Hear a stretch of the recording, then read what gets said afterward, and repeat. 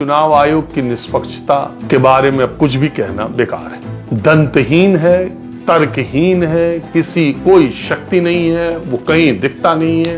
वो उसकी भूमिका केवल चुनाव की मीटिंग करने की और पैरामिलिट्री फोर्सेस भेजने की, अधिकारियों को ट्रांसफर, यही सब रह गया।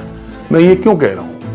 मैं ये इसलिए कह रहा हूं कि इलेक्शन अनाउंस आप कर रहे हैं, उससे कुछ दिन पहले एक गवर्नमेंट एक स्कीम लेके आती है कि 10,000 रुपए महिलाओं के खाते में 1 करोड़ 10 लाख महिलाओं के खाते में 10,000 रुपए दिए जाते। वो एक बार में 21 लाख लोगों के अकाउंट में ट्रांसफर करती है और उसके बाद चुनाव घोषित हो जाता है।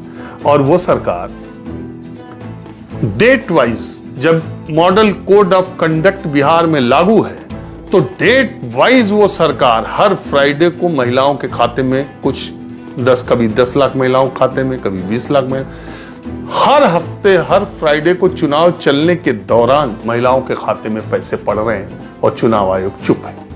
वो चुनाव आयोग देख रहा है। चुनाव आयोग ये नहीं, क्या कहते हैं, पॉलिटिकल पार्टीज को लेवल प्लेइंग फील्ड मुहैया कराने का काम इलेक्शन कमीशन का। अब आप बताइए, परसों चुनाव होना है और फ्राइडे के अकाउंट में अगर 12 लाख महिलाओं के अकाउंट में 10,000 आया है और वो एक महिला 5 महिला से कहती है कि मेरे 10,000 आ गए, तुम्हारे कब आएंगे? मेरे तो नहीं, कि तुम्हारे अगले आ जाएंगे, नीतीश जी की सरकार रहेगी तो अभी तो तुम्हारे चुनाव से पहले ही आ जाएंगे और तुम्हारे भी आ जाए। फॉर्म भर दिया, देखो हमने भरा था, हमारा पिछली बार नहीं आया, इस बार आया, तो तुम्हारा अगले भी का आएगा और तुम्हारा अगले भी का आएगा। तो 1 करोड़ 10 लाख के अकाउंट में आप पैसे डाल रहे हो और उसको एक महिला 4 महिला से कम कह रही है, तो 4 करोड़ तक जा रहा है ना बात। 3 करोड़ तक बात जा रही है ना कि पैसा आने वाला है, मेरा आ गया तुम्हारा आएगा या अब आने वाला है।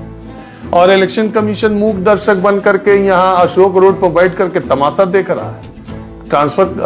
पैसे ट्रांसफर होते जा रहे हैं। ऐतराज इस बात पर भी नहीं है। ऐतराज इस बात पर है कि इससे पहले की गैर बीजेपी सरकारों की ऐसी योजनाओं को चुनाव आचार संहिता लागू होने के बाद इलेक्शन कमीशन ने रोका भी है, तो फिर इस बार क्यों नहीं रोका? यह भूमिका उसकी क्या है? अगर आप हरियाणा और महाराष्ट्र के चुनाव की बात करते हैं, मैं राहुल गांधी जो वोट चोरी की बात करते हैं, उनके तर्क, उनकी टीम, उनकी बातों, उसमें मैं नहीं जाता हूं। चुनाव आयोग को जवाब देना चाहिए। लेकिन मैं आपको दूसरी बात कह रहा हूं, अगर 15 सालों से हरियाणा और महाराष्ट्र के चुनाव एक साथ घोषित हो रहे थे, तो इस बार पिछली बार क्यों नहीं एक साथ घोषित हुए? क्यों महाराष्ट्र की सरकार को यह फैसला लेने का कि वो लाड़की बहना योजना के तहत महिलाओं के खाते में पैसा डालेगी? यह ऐलान हुआ, उसके बाद उसको 3 महीने का मौका दिया गया कि 3 महीने तक वहां की महिलाओं के अकाउंट में पैसे जाएं, उसके बाद महाराष्ट्र के चुनाव कराए जाएंगे। क्यों कराए जाएंगे? जब 2019 में दोनों के चुनाव साथ हुए, 2014 में दोनों के चुनाव साथ हुए, 15 सालों से 3 बार से दोनों हरियाणा महाराष्ट्र के चुनाव एक साथ हो रहे थे, तो फिर चुनाव आयोग का क्या तर्क है, क्यों उसने महाराष्ट्र में लेट किया?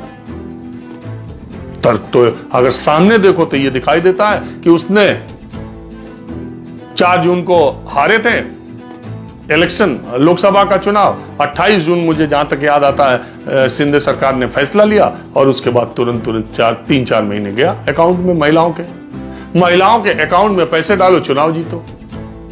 ये अच्छा तरीका निकाल लिया है शासन में बैठने वाले लोगों ने। अगर दिल्ली में केजरीवाल सरकार, एलजी ना होते और अगर पैसे ट्रांसफर कर दिए होते तो फिर केजरीवाल 62-64 सीटों पे आते, लेकिन केजरीवाल नहीं कर पाएंगे, तब एलजी उसमें फाइल लटकाएंगे।